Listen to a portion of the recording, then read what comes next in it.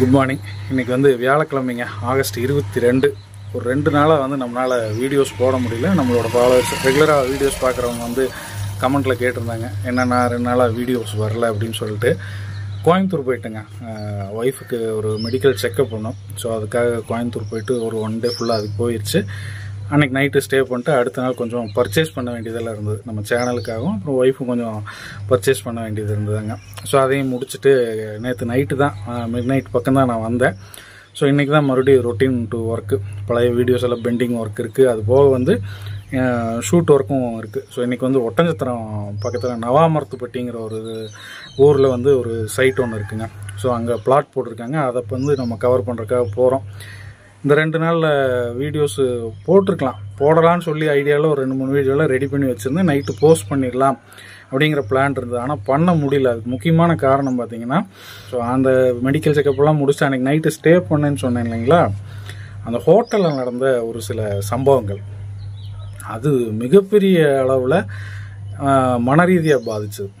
அங்கே நடந்த ஒரு 2-3 பிரச்சனை. ஸோ அதை அந்த ஹோட்டல்காரங்க அட்ரஸ் பண்ண விதம், ஸோ அங்கேருந்து வெக்கேட் பண்ணிட்டு வந்ததுக்கப்புறம் அந்த ஹோட்டல்காரங்க என்கிட்ட பேசுனது அப்படிங்கிறது வந்து ஜீரணிச்சிக்கவே முடியாத ஒரு விஷயமா இருந்தது. அதுலேருந்து வெளியே வர்றதுக்கே எனக்கு ஒரு நாள் ஆகுது.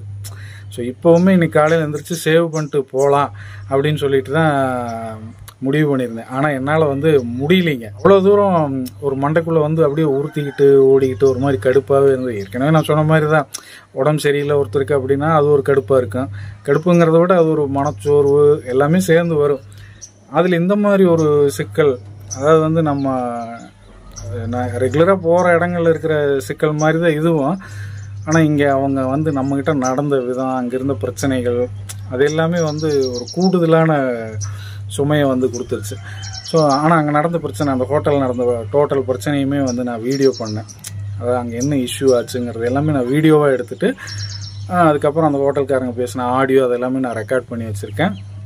ஸோ இதை வந்து நம்ம வீடியோவாகவே எப்போவுமே நான் பண்ணுவேன் இல்லைங்களா, ஏதாவது ஒரு ஸ்கேமோ ஏதாவது ஒன்று நடந்ததுனால அது ஒரு வீடியோ பண்ணி இது எப்படி நம்ம அவேராக இருக்கணும் அடுத்தவங்க அப்படின்னு சொல்லிட்டு அதுக்கு ஒரு வீடியோ பண்ணி நான் போடுவேன். ஒரு அவேர்னஸ் வீடியோ மாதிரி நான் போடுவேன். இதையும் வந்து அதே மாதிரி யோசிச்சுட்டு பண்ணிடலான்னு நினச்சிட்டு இருந்தேன். அப்போ தான் திடீர்னு யோசித்தேன், இதெல்லாம் வந்து ஏன் இவங்க இப்படி பண்ணுறாங்க அப்படின்னா, எவன் நம்மளை கேட்குறது, இவனுக்குனால என்ன பண்ணிட முடியும் அப்படிங்கிற ஒரு மனநிலையில் தான் வந்து இந்த மாதிரி ஆட்கள் தைரியமாக ஒரு சில தவறுகளையும் ஒரு சில வார்த்தைகளையும் வந்து விடுறது.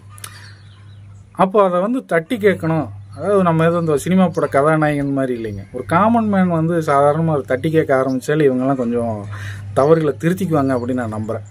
ஸோ அதில் எனக்கு வந்து ஒரு குழப்பமான ஒரு சூழ்நிலை இப்போவும் இருக்குது. மைண்டுக்குள்ளே இப்படி பண்ணலாமா அப்படி பண்ணலாமான்னு யோசனை. என்னென்னா, இதை வந்து கன்சியூமர் கோர்ட்டில் ஃபைல் பண்ணிடலாம். நம்மக்கிட்ட எல்லா ஆதாரமும் எவிடன்ஸும் பக்காவாக நான் வச்சுருக்கேன். கன்சியூமர் கோர்ட்டில் நம்ம போட்டுடலாம் அப்படின்னு ஒரு ஐடியா இருக்குது.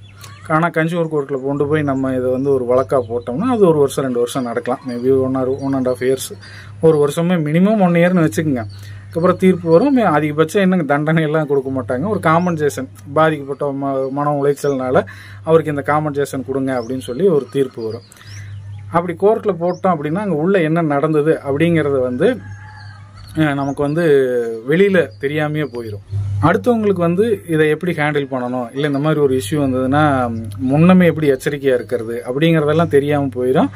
இதுக்கான நிவாரணம் எனக்கு மட்டும் கிடைக்கும், ஓகே அவ்வளோதானே தவிர. ஆனால் ஒரு வீடியோ போட்டோம் அப்படின்னா இப்படி ஒரு ஸ்கேம் நடக்குது, இப்படியெல்லாம் இருக்கிறாங்க ஹோட்டல்ஸில் கூட, இப்படியெல்லாம் கூட நம்மளை ஏமாற்றலாம், இப்படியெல்லாம் அவங்க வந்து ஒரு கஸ்டமர் வந்து அவங்க ஹோட்டலில் ட்ரீட் பண்ணுவாங்க அப்படிங்கிறத வந்து நம்ம ஒரு வீடியோவாக பண்ணும்போது அதை அவங்க பார்க்கும் பட்சத்தில் இனிமேல் அவங்க திருத்திக்குவாங்க. மற்ற ஹோட்டல்களும் கொஞ்சம் அதை வந்து புரிஞ்சுக்குவாங்க. ஓகே, இது மாதிரி பண்ண எவனோ ஒருத்தர் வந்து இது சமூகத்துக்கு கொண்டு வருவான் அப்படிங்கிற ஒரு பயமும் அவங்களுக்கு இருக்கும். அதே மாதிரி அங்கே போகிற கஸ்டமர்ஸும் வந்து ஏதாவது ஒன்று நடந்ததுன்னா அது ஒரு வீடியோவாக எடுக்கணும் அப்படிங்கிற ஒரு விழிப்புணர்வும் வரும். அப்போ தான் நம்ம ஏதாவது ஒன்று தட்டி கேட்டோம், இல்லை ஏதோ ஒரு பிரச்சனை அதை அட்ரஸ் பண்ணணும் அப்படின்னு எல்லாருமே நம்ம முன் வரும்போது தான் இந்த தவறு செய்கிறவங்களுக்கு ஒரு பயம் வரும்.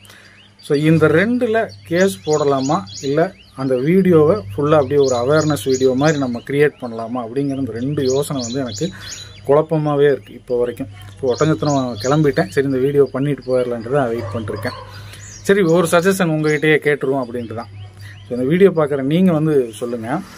இப்போ அந்த மாதிரி ஒரு ஸ்டே பண்ண ஹோட்டலில் ஒரு பிரச்சனை இஷ்யூ ஆயிடுச்சு, அது என்னங்கிறத நம்ம தெளிவாக ஒரு வீடியோவாக பண்ணலாமா, இல்லை கன்சியூமர் கோர்ட்டில் போட்டு அதை வந்து நம்ம சட்ட ரீதியாக அணுகலாமா? நிறைய ஃபாலோவர்ஸ் லாயர்ஸ் இருக்கிறீங்க. ஸோ நீங்களும் சொல்லுங்கள், நீங்கள் ஃபாலோவர்ஸ் இருக்கிறீங்க, சொல்லுங்கள் என்ன பண்ணலான்ட்டு. ஸோ உங்கள் கமெண்ட்ஸ்க்காக வெயிட் பண்ணுறேன். அதை பார்த்துட்டு நானும் கொஞ்சம் யோசிக்கிறேன் என்ன பண்ணலான்ட்டு. அதுக்கப்புறமா அந்த வீடியோ பண்ணலாமா வேண்டாமான்னு முடிவு பண்ணலாம். இன்னொன்று என்னென்னா, கன்சியூமர் கோர்ட்டுக்கு போகிறோம்னா வீடியோ பண்ணக்கூடாது.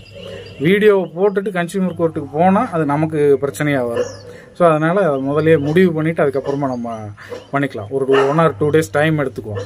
ஸோ நீங்கள் இந்த வீடியோ பார்க்குறவங்க தயவு செஞ்சு கமெண்ட் பண்ணுங்கள்.